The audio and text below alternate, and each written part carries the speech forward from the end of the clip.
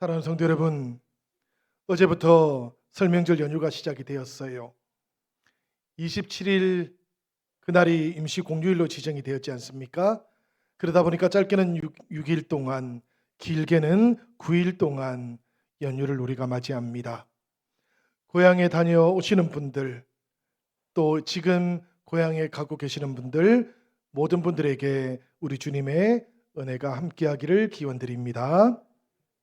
설명절은 고향을 생각하는 명절이에요. 그리고 부모님을 생각하는 명절이기도 합니다. 우리 영신의 모든 가족들, 우리 부모님들에게 고마움도 전하시고 얼굴도 보여드리는 그런 명절이 되기를 부탁합니다. 그리고 이번에 고향을 찾지 못하시는 분들도 계실 거예요.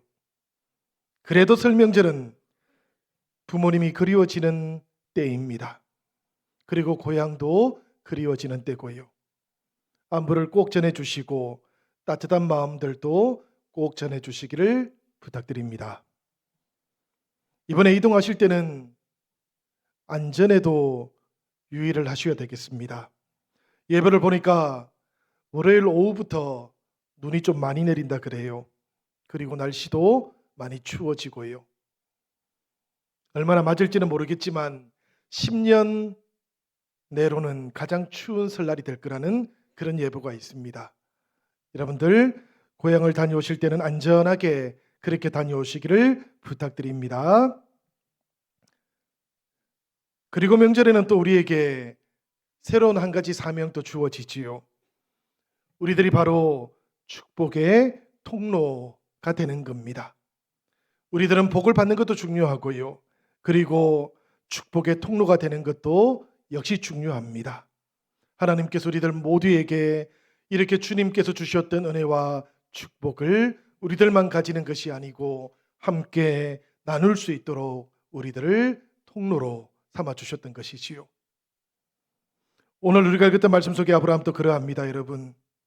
아브라함은 본래는 바벨탑을 쌓았던 땅에서 살아가고 있던 사람이었어요. 하늘에 다 하나님처럼 높아지겠다고 했던 도시였습니다. 다시는 하나님 앞에서 흩어지지 말자고 그렇게 다짐했던 사람들의 도시였어요. 아브라함이 이런 도시에서 살고 있었던 것이지요. 그렇지만 아브라함은 또 보니까 그 도시에 있던 하나의 틈과 같은 사람이었습니다. 하나님의 빛이 새어 들어올 수 있도록 했던 그런 틈, 이것이 바로 아브라함의 삶이었던 것이지요. 그림을 보시면 어둠 속에 빛이 비치고 있습니다. 아브라함은 갈대아 우르에 만들어져 있던 하나님의 틈과 같은 그런 사람이었어요. 그래서 하나님께서는 이 틈과 같았던 아브라함을 부르셨고, 아브라함은 이 부르심에 응답하면서 믿음이라고 하는 새 길을 걸어가게 된 겁니다. 그래서 여러분, 여기서 우리들은 한 가지를 짚어보아야 돼요. 하나님께서 왜 아브라함을 부르셨고 택하셨던가 하는 겁니다. 물론 이것은 선택의 기준이 아브라함에게 있지 않고 하나님께 있었기 때문에 알기가 대단히 어려운 물음이고요. 대답하기는 더 어려운 물음인 것 같습니다. 그렇지만 하나님께서는 이 아브라함에게서 하나님의 빛, 하늘의 빛이 들어갈 수 있는 틈을 발견하셨던 것이 아닐까, 그런 생각이 들었어요. 예수님의 12 제자를 한번 떠올려 보시기를 바랍니다. 그들은 모두가 다 어부였거나 세리였습니다. 당시에는 수많은 어부들이 있었지 않습니까? 수많은 세리들도 있었습니다. 그런데 예수님께서는 왜 그 많은 사람들 가운데에서 어떤 사람들을 택하시고는 그들을 하나님 나라를 위한 제자로 삼으셨던 걸까요? 그들에게 하나님 나라를 향한 갈급함이 있었기 때문입니다. 그 갈급함을 틈으로 보아주셨던 예수님께서 빛이신 하나님을 그들을 통해 비추기를 원하셨던 것이고, 그들을 통해서 하나님 나라도 이 땅 가운데 다시 세워가기를 원하셨던 것이지요. 그래서 주님께서는 나를 따르라고 말씀하셨고 그들은 순종하면서 주님의 뒤를 따라갔던 겁니다. 제가 생각할 때는 아브라함도 그러했던 것 같아요. 아브라함은 갈대아 우르라고 하는 문명의 중심부를 살아가고 있었지만 그 시대가 주는 빛만으로는 자신의 갈급함을 채울 수가 없었던 겁니다. 그래서 땅을 바라보는 대신에 그 갈대아 우르의 땅을 바라보는 대신에 하늘을 바라보면서 살았던 것이고 하나님께서는 이 아브라함의 갈급함을 하나님의 빛을 보내실 틈이라고 그렇게 받아주셨던 것이지요. 그래서 하나님은 그를 택하셨고 그에게 나타내 주셨던 것입니다. 우리가 잘 기억을 해야만 합니다. 아브라함이 하나님을 찾았던 것이 아닙니다. 아브라함이 하나님 앞에 나타났던 것도 아닙니다. 거꾸로 하나님께서 아브라함을 찾아주셨고 아브라함에게 나타나 주셨고 그래서 이 역사적인 만남이 이루어질 수 있었던 것이에요. 여러분, 사진 속의 이 사람 혹시 아시는지요? 조지 포먼이라는 사람인데 저 또래 사람들은 잘 알 것 같고요. 우리 지금 청년들은 잘 모를 것 같기도 합니다. 이분이 목사님이세요. 그런데 본래 이분의 직업이 뭔가 하면 복싱 선수였습니다. 헤비급 챔피언이었어요. 이 조지 포먼은 원래 가난한 집에서 태어났습니다. 그러다 보니까 어린 시절에는 불량배로 살아야 하기도 했고요. 그러다가 어느 날인가 당신의 상황에 만족하십니까? 그 문구를 보고는 이 조지 포먼이 자신의 인생을 바꾸기 시작했어요. 18살에 지급학교에 들어가게 된 겁니다. 그리고 그 지급학교에 들어갔다가 이 복싱을 소개받게 되었던 것이지요. 조지 포먼은 올림픽에서 금메달리스트가 됩니다. 그리고 그 다음에는 프로로 전향을 해가지고 그야말로 69년부터 77년까지 정말 누구도 따라올 수 없는 빛나는 프로의 시대를 보내게 되었습니다. 그러다가 1977년도에 처음으로 뼈아픈 패배를 경험하게 돼요. 패배를 경험한 다음에 이 조지 포먼은 자기 주변에 있는 모든 사람들을 의심하기 시작했습니다. 누군가가 작전을 짠 거라고 그렇게 생각하기도 했고요. 그렇게 패배에 절어서 살아가다가 주님을 만나게 되었습니다. 주님을 만나고 난 다음 조지 포먼은 인생의 길을 또 바꾸었어요. 목회자가 되었던 것이지요. 그리고는 건투를 하면서 벌었던 모든 돈들을 복음을 위해서 사용하기 시작했습니다. 텍사스에 있는 가난한 사람들을 위해 모든 돈을 쏟아부어서 그들을 돌보기 시작했고요. 그 텍사스에 있던 어린 아이들을 위해서 체육관을 짓고 그 체육관에서 복음을 전하기도 했었습니다. 그러던 조지 포먼 또다시 링에 오르게 되었는데요. 사실 사람들은 38살부터 또다시 링에 올랐던 이 조지 포먼 링에 오른 이유를 알지를 못했어요. 그저 주변에 있는 선수들하고 경기를 하는 모습을 보게 되었고 그러다가 또다시 한 칸 한 칸씩 올라가다가 46살이 되었을 때 세계 챔피언이 된 조지 포먼을 보고 또다시 놀라게 되었습니다. 여러분, 38살도 대단히 늦은 나이고요. 46살은 상상하기도 어려운 나이입니다. 그런데도 불구하고 조지 포먼은 또다시 세계 챔피언이 될 수가 있었는데요.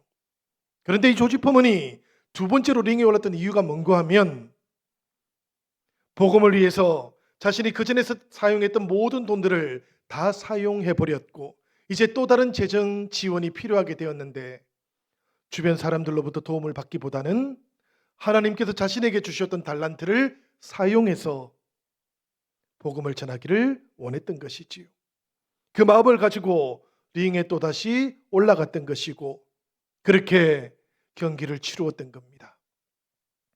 저는 이 조지 퍼먼의 모습을 보다 보니까 하나님의 모습을 다시 한번 깨닫게 되었어요. 하나님은 갈급함을 가지고 있는 사람들과 함께 해주시는 분이십니다. 그리고 그의 삶 가운데 나타나 주시는 분이시기도 하십니다. 하나님께서 왜 나의 삶 가운데 찾아오셨던 것일까? 왜 나를 하나님의 자녀로 만나 주셨던 것일까? 여러분들도 오늘은 한번 물어보시기를 바랍니다. 하나님께서 우리들의 인생 가운데 찾아와 주시고 만나 주셨던 이유는 우리들의 갈급함을 알아주셨기 때문입니다. 하나님께서 나의 갈급함을 통해서 하나님의 빛, 이 세상에 비추는 통로로 삼아 주셨던 것이지요. 그렇게 하나님께서는 아브라함을 택해 주셨던 것처럼 오늘 우리들도, 오늘 나도 택해 주셨던 것입니다. 그러니 여러분, 이 설 주간을 보내는 동안 우리들 모두가 가정과 이웃들에게 하나님의 빛을 비추는 그런 통로로 살아가시기를 기원드립니다. 어릴 때 설날이 찾아오면 저희 집에 삼촌들하고 숙모님들이 찾아오셨어요. 저희 집이 큰 집이어서 저희 집에 와가지고 명절을 보내곤 하셨는데요. 그때 삼촌 숙모님들이 이렇게 찾아오면 꼬마였던 저는 늘 삼촌의 손을 봤습니다. 손에 뭐가 들려있나 이게 궁금했던 것이지요. 오늘 말씀해 보니까 하나님께서도 아브라함을 찾아오셨는데, 그런데 아브라함을 찾아왔던 하나님의 손에 아무것도 들려있지 않은 것처럼 그렇게 보입니다. 그저 창세기 12장 1절 이 말씀뿐인 것처럼 보이지요. 여호와께서 아브라함에게 이르시되 너는 너의 고향과 친척과 아버지의 집을 떠나 내가 내게 보여줄 땅으로 가라. 고향을 떠나고 친척을 떠나고 아버지의 집을 떠나라고만 말씀하셔요. 심지어는 어디로 가야 하는지도 말씀해 주지를 않으십니다. 그저 고향을 떠나야 되고 친척과 아버지의 집을 먼저 떠나야 된다고, 그리고 나면 보여줄 땅이 있을 거라고 이렇게 말씀하셨던 것이지요. 이 말씀을 읽으면서 이런 생각이 드는 것은 우리만은 아닐 것 같습니다. 사실은 아브라함도 이런 생각이 들지 않았을까? 오늘 새벽에 그런 생각이 찾아왔어요. 말씀을 보니까 아브라함은 그래도 어떤 생각도 입 밖에 내지를 않습니다. 하나님께서 그렇다고 해서 아브라함의 생각을 모르지는 않으실 것 같아요. 우리들의 생각도 아실 것 같습니다. 그렇지만 하나님께서 기대하시는 것이 따로 있지요. 하나님께서는 아브라함에게 믿음을 기대하고 있는 겁니다. 성도 여러분, 믿음이라는 것은 내가 가지고 있는 신념하고는 다른 거예요. 신념이라는 것은 나로부터 시작되는 것이고요. 믿음이라는 것은 상대방으로부터 시작되는 생각입니다. 그러니까 하나님으로부터 시작되는 생각, 이것을 가리켜서 믿음이라고 부르는 것이지요. 내가 가지고 있는 생각과 근거를 내려놓고 하나님을 붙잡기 시작할 때 시작되는 것, 이것을 믿음이라고 부르는 겁니다. 하나님께서 아브라함에게 떠나라고 말씀하셨던 것도, 그래서 결국 생각을 해보면 이 믿음의 세계 속으로 초대하고 계시는 것이지요. 떠나라는 것은 곧 믿음의 세계로 들어오라는 그런 말씀이었던 것입니다. 광야로 나갔던 히브리 백성들을 한번 생각해 보십시오. 하나님께서는 왜 히브리 백성들을 광야로 부르셨던 걸까요? 광야는 아무것도 내가 할 수 있는 것이 없기 때문입니다. 사방을 둘러보아도 기대거나 도움을 청할 수 있는 사람이 한 사람도 없는 곳, 그곳이 바로 광야입니다. 그렇기 때문에 세상은 이 길을 제시하지 않아요. 애굽에서 가나안으로 가는 해안길을 제시하거나 아니면 왕들이 걸어갔던 그 왕의 길을 제시할 뿐입니다. 그런데 하나님께서는 히브리 백성들에게 홍해를 건너가게 하셨고 시내산을 거쳐가게 하셨고 그리고 가데스 바네아를 거쳐가도록 그렇게 불러주셨던 것이지요. 하나님께서는 히브리 백성들을 광야로 부르고 계시는 겁니다. 하나님 없이 고향을 의지했던 삶, 하나님 없이 친척과 아버지를 의지했던 삶을 떠나는 것, 여기에서부터 하나님을 붙잡는 믿음의 길이 시작되기 때문입니다. 생각을 해보니까 예수님의 제자들도 이 광야로 가는 길을 먼저 선택했던 사람들이었어요. 예수님께서 베드로를 처음 부르셨을 때 여러분, 베드로가 가장 먼저 했던 일이 뭘까요? 가장 먼저 했던 일은 그물을 내려놓고 주님을 따르는 것이었습니다. 야고보와 요한은 어떻게 했겠습니까, 여러분? 나를 따르라는 그 음성을 듣고 야고보와 요한은 배를 버려두고 아버지를 뒤에 두고 예수님을 따라갔습니다. 이 모든 길들은 예수님의 제자들에게는 광야로 가던 길이었어요. 성도 여러분, 우리들도 한 해를 살아가시는 동안 이 믿음이라고 하는 길을 걸어갈 수 있기를 바랍니다. 우리 주변에 있는 여러 가지 조건들과 환경들을 붙잡는 대신에 하나님을 붙잡으시고 하나님께서 부르실 그 길을 우리들도 함께 걸어갈 수 있기를 축복합니다. 이렇게 아브라함이 고향과 친척, 아버지의 집을 뒤로하고 하나님을 향해서 나아가기 시작했을 때 이 아브라함에게는 어떤 일이 일어납니까? 창세기 12장 2절의 말씀입니다. 내가 너로 큰 민족을 이루고 내게 복을 주어 내 이름을 창대하게 하리니 너는 복이 될지라. 빈손으로 온 줄 알았던 하나님, 빈손이 아니셨습니다. 하나님께서는 아브라함에게 두 가지 복을 제시하고 계셔요. 하나는 아브라함으로 하여금 큰 민족을 이루게 하는 약속이었습니다. 사실 이 약속은 아브라함이 받을 수 없던 약속이었고 믿을 수도 없던 약속이었어요.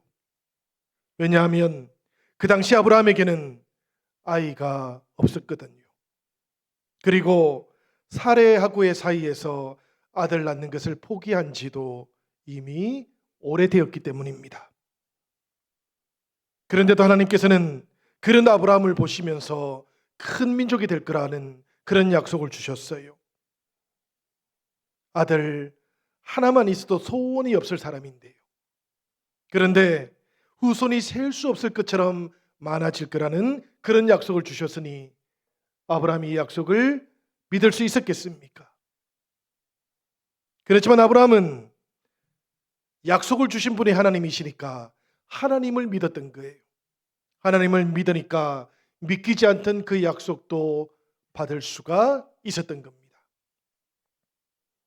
그리고 나면 한 해가 지나고 두 해가 지나는 동안에 사레에게서 잉태의 소식이 나타나야 하는 것 아니겠습니까? 그런데 말씀을 보니까 잉태의 소식이 계속해서 없어요.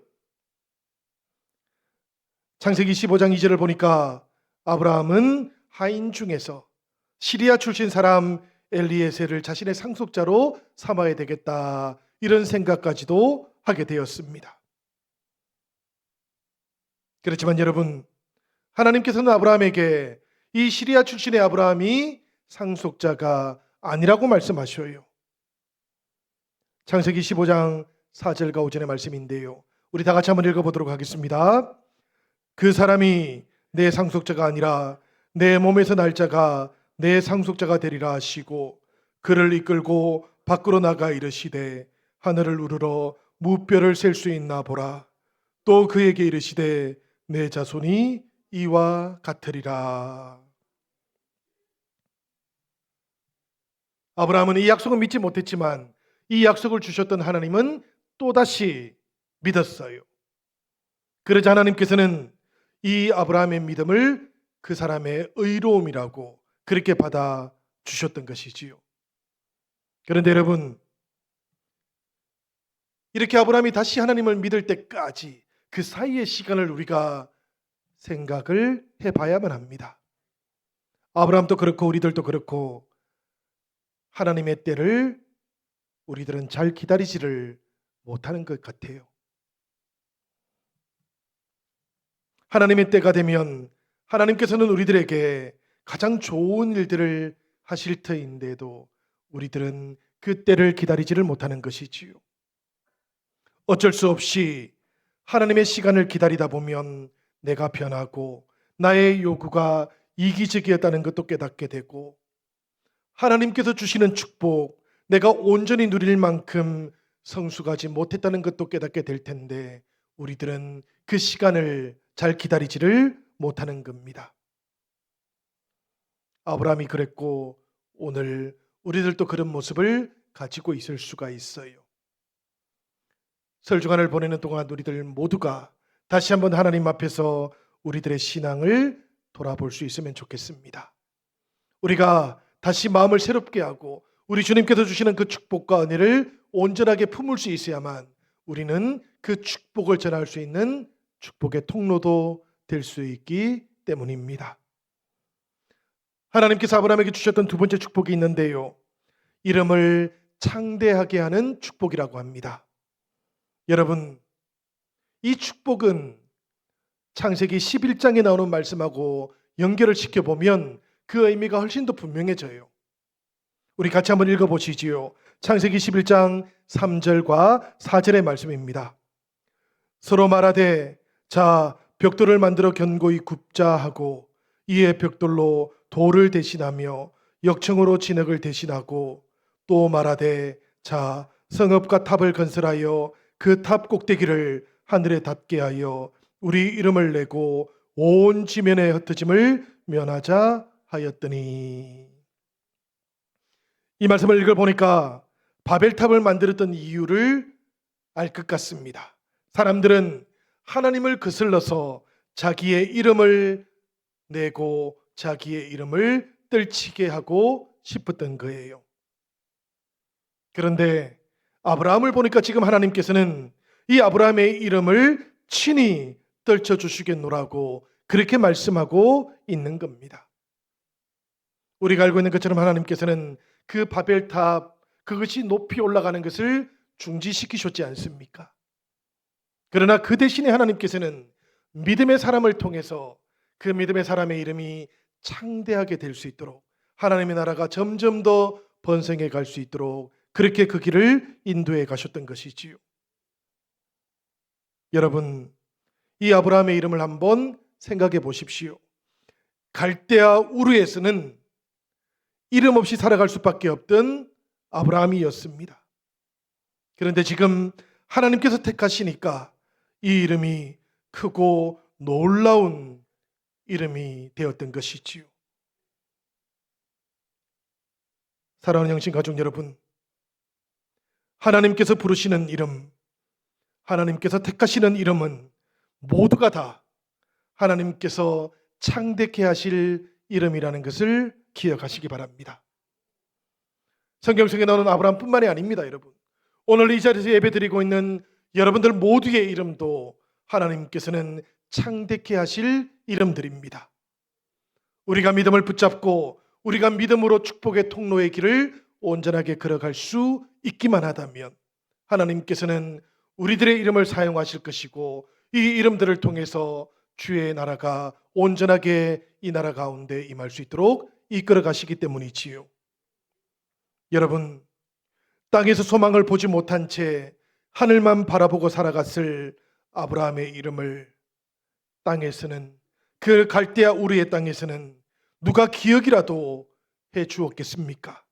그렇지만 하나님께서 이 이름을 들어서 사용하시니까 아브라함이라는 이름은 온 땅에 퍼져나가는 이름이 되었고, 놀라지 마십시오 여러분. 지금은 인류의 절반 가까운 사람들이 자신들은 아브라함의 후손이라고 그렇게 고백을 하게 되었습니다. 하나님께서 약속하셨던 결과가 지금 그대로 나타나고 있는 것이지요. 하나님께서는 이렇게 아브라함에게 복을 주고 계셨던 것입니다. 그러면서 하나님은 아브라함에게 복이 되라고 말씀하시지요. 복이 되는 길은 어떤 길이겠습니까? 창세기 12장 3절의 말씀입니다.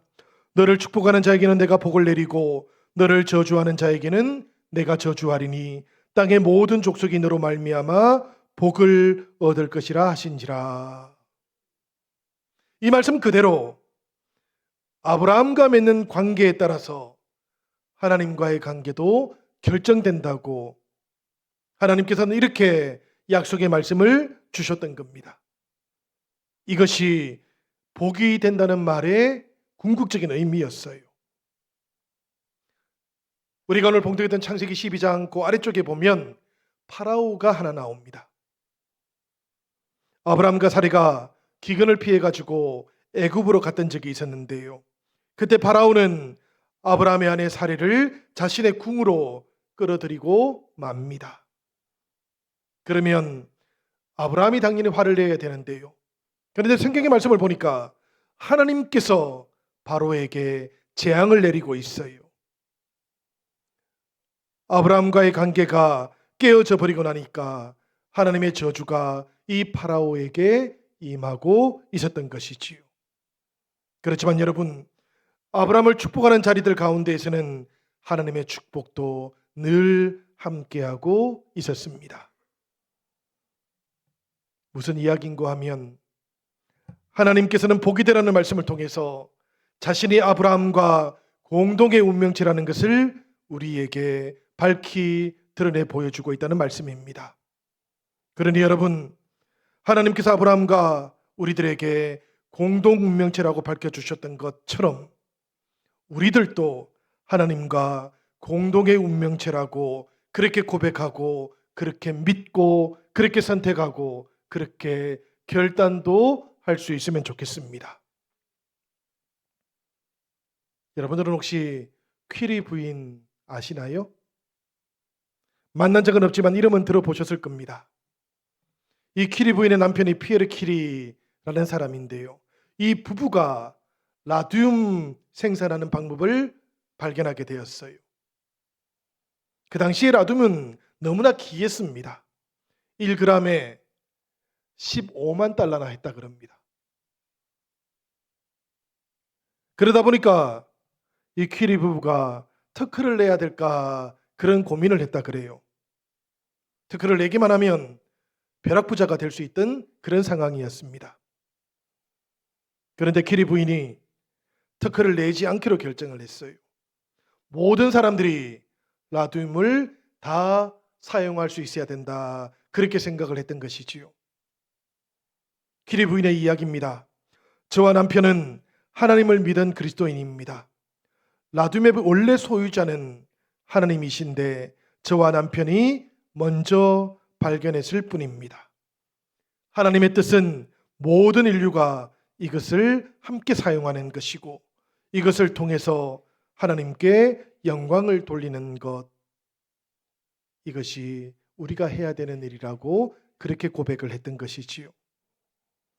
돈을 포기하고 하나님의 영광을 택했던 이 퀴리 부인을 보면서 동시대를 살았던 아인슈타인이 이렇게 말을 합니다. 명성 때문에 부패하지 않을 수 있는 유일한 인물은 바로 이 퀴리 부부밖에 없다고. 저는 이 이야기를 읽으면서 복이 되는 길이 바로 이렇게 열리는 것이라는 것을 깨닫게 되었습니다. 여러분, 하나님께서 아브라함에게 그리고 우리들에게 복을 주시는 이유가 뭘까 생각을 해보니까 우리들에게는 하나님께서 주셨던 거룩한 사명이 있는 겁니다. 12장 3절 하반절에 보니까 이런 말씀이 나오지요. 땅의 모든 족속이 너로 말미암아 복을 얻을 것이라. 아브라함의 복이 아닙니다, 여러분.